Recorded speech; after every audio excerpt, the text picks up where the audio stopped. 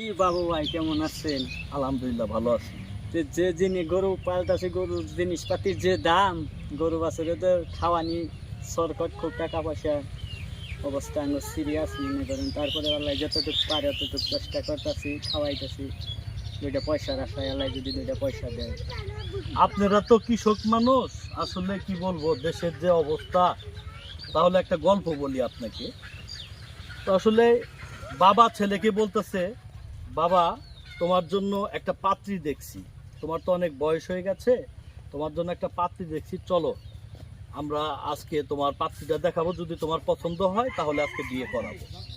তখন ছেলে বলতেছে ঠিক আছে বাবা চলো। তখন বাপ ছেলে পাত্রীর বাসায় গেছে, পাত্রীকে দেখে তো পছন্দ হয়েছে। পছন্দ হওয়ার পরে বাবা জিজ্ঞাসা করছে, বাবা কি তোমার পছন্দ হয়েছে?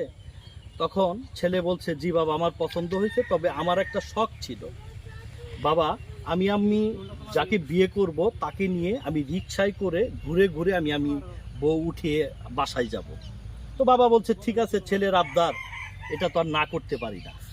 তো যাই হোক, বিয়ের কাজ শেষ হয়েছে।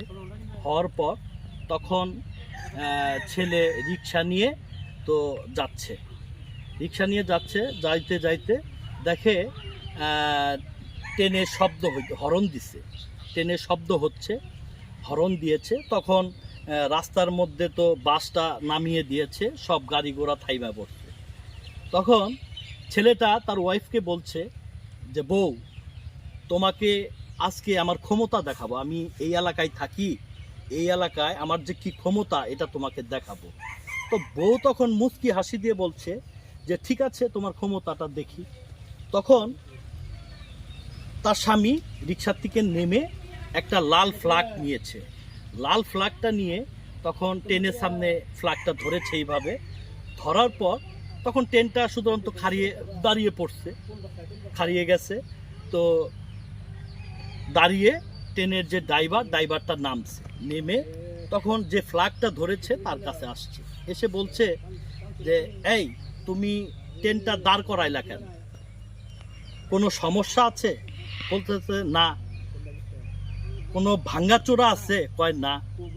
কোনো প্রবলেম নাই, তাহলে ট্রেন দাঁড় করাইলা কেন? কয় আমার মন চাইছে তাই আমি ট্রেন দাঁড় করাইছি। তখন ট্রেনের যে ড্রাইভার সে তো প্রচণ্ড রাগ হয়ে গেছে, রাগ হয়ে তখন ওই লোকটারে ঠাস করে গালের মধ্যে চর মাইরা দিচ্ছে। চর মারার পর তখন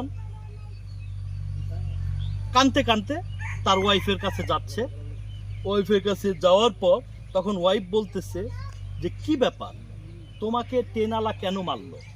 তখন তার ওয়াইফ বলছে ট্রেনওয়ালা কেন মারলো? তখন সে বলছে যে আমি আমার ক্ষমতা দেখাইছি ট্রেনটা দাঁড় করাইয়া, আর সে তার ক্ষমতা দেখাইছে আমাকে থাপড় মাইরা।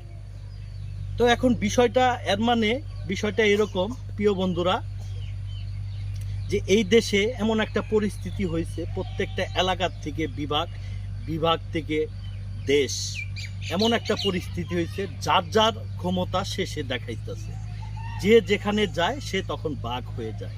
হ্যাঁ, যার যার ক্ষমতা এইভাবে দেখাচ্ছে। তো প্রিয় বন্ধুরা, আমি গল্পটা বললাম, গল্পটা যদি আপনাদের ভালো লাগে অবশ্যই ভিডিওটা বিভিন্ন গ্রুপে শেয়ার করে দিবেন, অবশ্যই লাইক কমেন্ট করবেন। সবাই ভালো থাকবেন। আল্লাহ হাফেজ, আসসালামু আলাইকুম।